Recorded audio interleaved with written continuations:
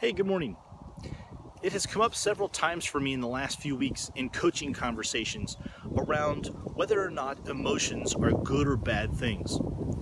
And we kind of have a tendency in our culture and our belief systems to think that emotions can be a bad thing. We're very emotion adverse.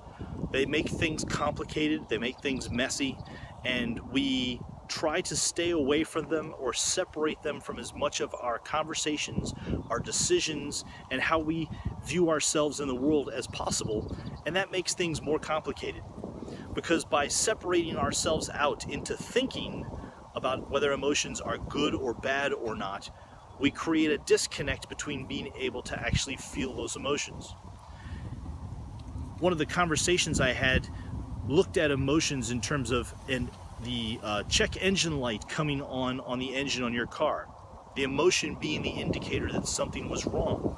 And I disagree with that because from my understanding of how emotions work, they're not the check engine light, they're actually the engine itself. And that our emotions drive the things that we do. We use them as the filter in terms of how we see the world and how we respond to it.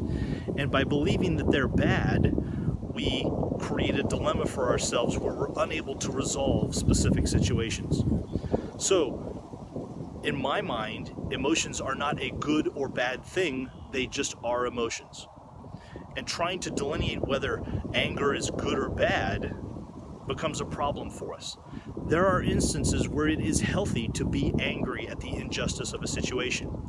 There are instances where it indicates the lack of connection of values to be envious or jealous of someone else, as long as you own that emotion. It's also possible to have love be an unhealthy thing in a toxic relationship, or where love becomes enmeshment and you're unable to separate yourself from the person. I would argue that if you are still in your 20s and your mom is cutting up your food at the table for you, that's an unhealthy example of love, where love might be a bad thing.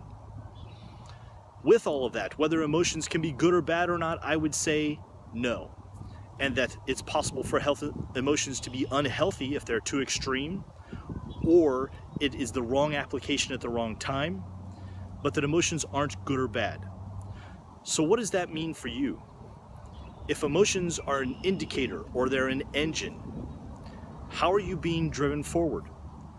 Taking the time to understand the emotion that you're feeling at any given point helps you understand what gear you are in terms of how your engine is driving. It explains and gives clues as to the filter that you're seeing the world through as an indicator of how your engine is running at any given point.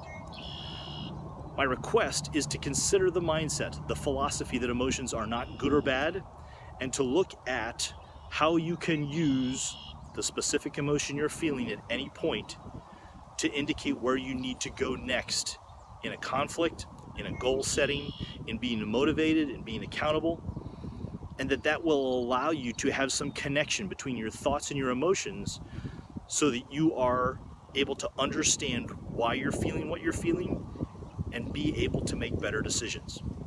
Take some time and think about that. It's a really complicated thing. My hypothesis is that emotions are not good or bad. They just are. And I would be more than happy to continue that conversation with you to dissect it and figure out how that works for you on a personal basis.